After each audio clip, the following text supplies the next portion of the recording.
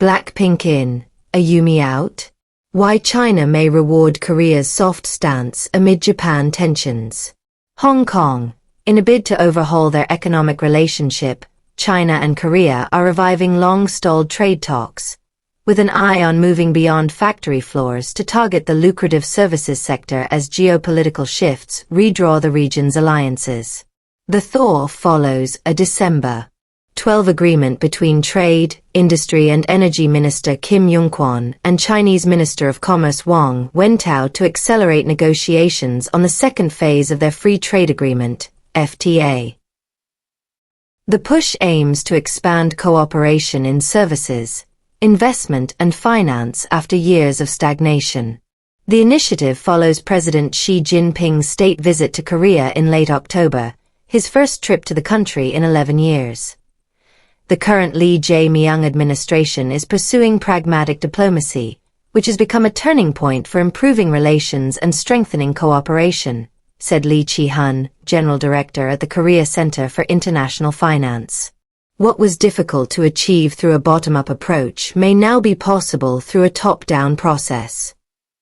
The two nations signed the first stage FTA in December 2015, pledging to broaden talks. However, progress stalled due to differences over the scope of market liberalization and conflicting economic interests. Tensions deepened after Seoul deployed the U.S. Terminal High Altitude Area Defense (THAAD) system in 2017. Beijing's opposition to the missile shield triggered an unofficial ban on Korean entertainment. Now, fresh incentives are breathing new life into stalled talks. Momentum is building, said Su Tionchen, senior China economist at The Economist Intelligence Unit. For China, an upgraded FTA will keep Korea integrated into its supply chain ecosystem and cement China's image as a proponent of free trade. Su noted that China needs to demonstrate that it remains open for business to foreign investors to counter capital flight and slowing growth.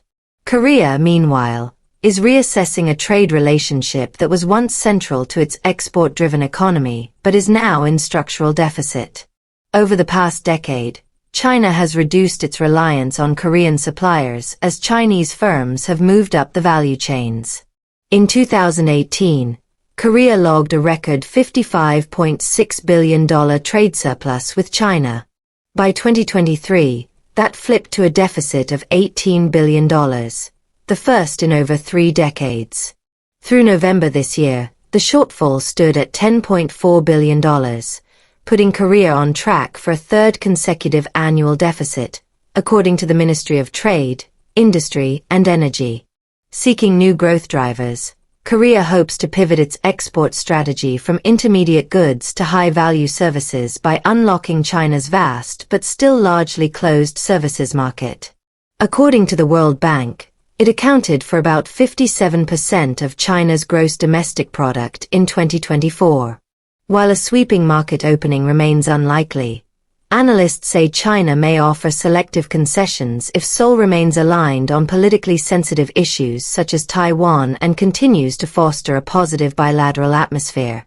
Earlier this month, Korea drew protests from Taipei by reaffirming its decision to list Taiwan as China-Taiwan on electronic arrival cards. The move contrasted sharply with Japan, where Prime Minister Sanai Takaichi recently suggested potential military intervention in a Taiwan Strait contingency, sparking a diplomatic row that has simmered since early November. Beijing may also seek to reward a more compliant Korea while meting out retribution to Tokyo, said Sean King, senior vice president at New York-based consulting firm Park Strategies. Hence, for PRC, People's Republic of China music fans, it could be BLACKPINK in and Ayumi Homasoki out. However, Seoul faces a balancing act with Washington. Lee Jae Myung will not want to jeopardize his tacit trade truce and nuclear submarine deal with Donald Trump by pushing for deeper trade ties with mainland China, King said. Beijing sees Taiwan as part of China to be reunited by force if necessary. Most countries, including the US, do not recognize Taiwan as an independent state, but Washington is opposed to any attempt to take the self-governed island by force and is committed to supplying it with weapons.